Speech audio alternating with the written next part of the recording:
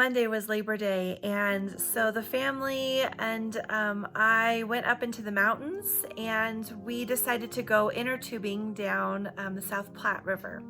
Now, I hadn't been for years. I was 18 the last time that I had gone, and Jason and the boys had not gone at all, ever, in their whole life. And so it was one of those fun new experiences for everybody.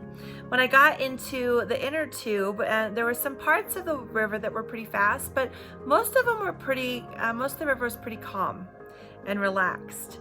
As we went down the river, I couldn't help but just kick back and put my feet up, and that old song came into my head. You know the one, merrily, merrily, merrily, merrily, life is but a dream.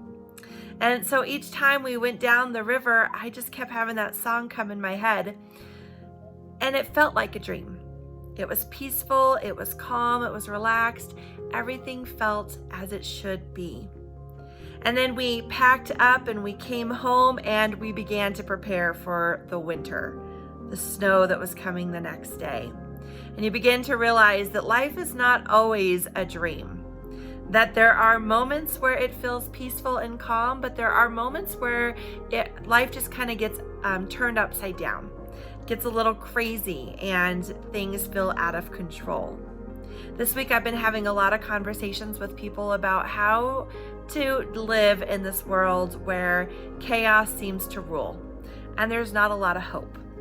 Well, one of the places that I turn to during moments like that are the Psalms, because I feel like those speak to so many of the human emotions and things that happen in life.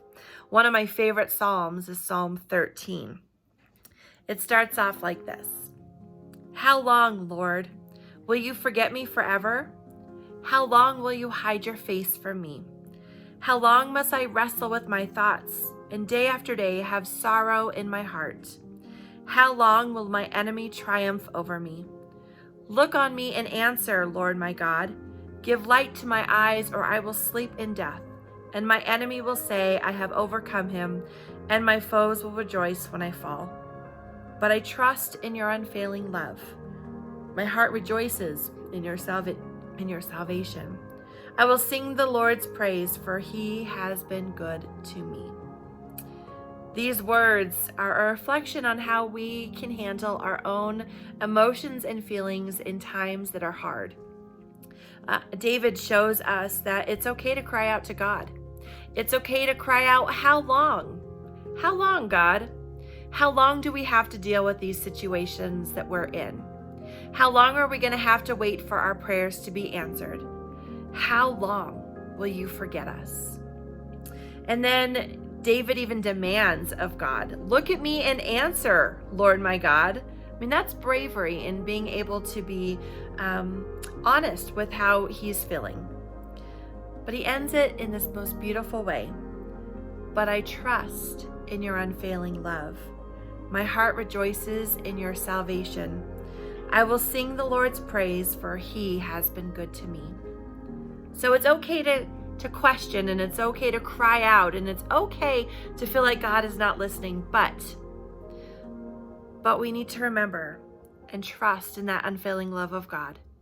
And how we do that is by remembering the ways in which God has been faithful to us and present with us in the past, as well as seeing the ways in which God is faithful with us and present with us in the little things that are here and now.